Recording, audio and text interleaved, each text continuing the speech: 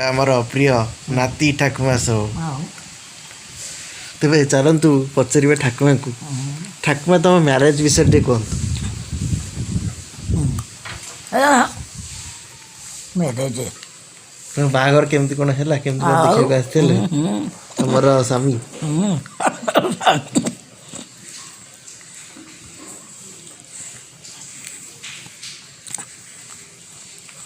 କହୁଛନ୍ତି ଯେ আমাকে আমার বাবা ବାହା ଦିଏ ତାଙ୍କ ପିତାଶ୍ରୀ ତାଙ୍କୁ ବାହା ଦେଇନାହାନ୍ତି, ତାଙ୍କ ବଡ଼ ବାପା ହିଁ ତାଙ୍କୁ ବାହା ଦେଇଛନ୍ତି।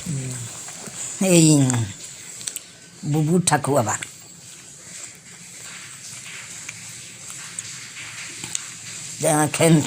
ଛେନୁ ଟିକେ ବାହା ଦେ ଓଡ଼ିଆରେ ଓଡ଼ିଆରେ ଓଡ଼ିଆରେ କୁହ। କାହିଁକି ଛେনু থেকে বাহা দিয়েছিল বাবা। বাবা সেদিন বলো তুই একটা কন্যাদান কর।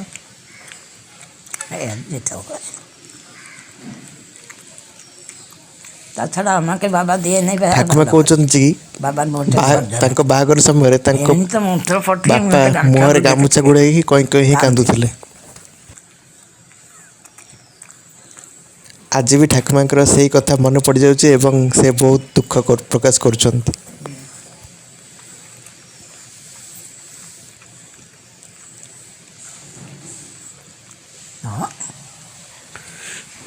ଶୁଣିଲେ ତ ଠାକୁମାଙ୍କ କଥା। ଠାକୁମା କହିଛନ୍ତି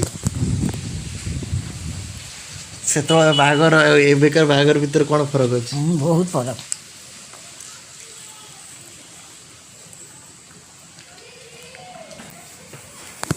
বহুত ফরক। তখন আমরা এমনি কি একটা এমনি ছোট হলদিয়া পাড় কাপড়। ଠାକୁମା କହୁଥିଲେ ତାଙ୍କ ବେଳର ବାହାଘରରେ କେବଳ ଶାଢ଼ୀ ପିନ୍ଧିକି ମହିଳାମାନେ ଯାଉଥିଲେ ବାହା ହେବାକୁ। ଦେହରେ କୌଣସି ବ୍ଲାଉଜ କିମ୍ବା ସାୟା ନଥିଲା, କିନ୍ତୁ ଏବେକାର ବାହାଘରରେ ସମସ୍ତେ ବ୍ଲାଉଜ ଶାଢ଼ୀ ସାୟା ସମସ୍ତେ ସବୁ ପିନ୍ଧିକି ଯାଉଛନ୍ତି।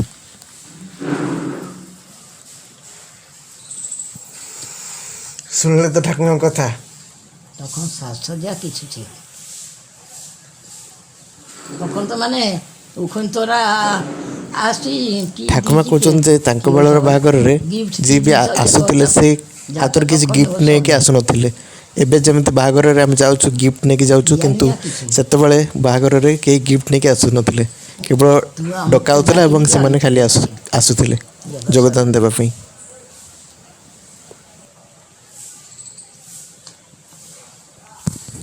ସେତେବେଳର ବାହାଘର ଏବଂ ଏବେକାର ବାହାଘର ଭିତରେ ବହୁତ ଡିଫରେନ୍ସ ଅଛି। ନିଶ୍ଚିତ ଭାବରେ ରହିବ, କାହିଁକି ନା ଏହା ହେଉଛି 2021 ମସିହା। ସେତେବେଳେ ଥିଲା, ସେତେବେଳେ କେତେ ମସିହା ଥିଲା? 64 ମସିହା। ତେଣୁ ନିହାତି ଭାବରେ 20 ବର୍ଷ କିମ୍ବା କେତେ ବର୍ଷ ହେଲାଣି, 40 ବର୍ଷ ପାଖାପାଖି ଗଲାଣି। 40 ବର୍ଷ ପାଖାପାଖି ଗଲାଣି, ତ ବହୁତ ଫରକ ଆସିବ। ତେଣୁ ନିଶ୍ଚିତ ଭାବରେ ଆପଣ ନିଜ ଯେଉଁମାନେ ବାହା ହେଇଯାଇଛନ୍ତି ସେମାନେ ନିଶ୍ଚିତ ଭାବରେ କମେଣ୍ଟ କରିବେ ନିଜ ନିଜ ବାହାଘର ବିଷୟରେ। 1964 ଏବଂ 40 ବର୍ଷ ତଳର ବାହାଘର କଥା ଏବେ ଶୁଣୁଥିଲେ। ନିଶ୍ଚିତ ଭାବରେ ଏବେ ତ 21 ହେଇଗଲାଣି। ନିଶ୍ଚିତ ଭାବରେ ଭଲ ଲାଗିଥିବ। ତେଣୁ ରହୁଛି, ଜୟ ଜଗନ୍ନାଥ।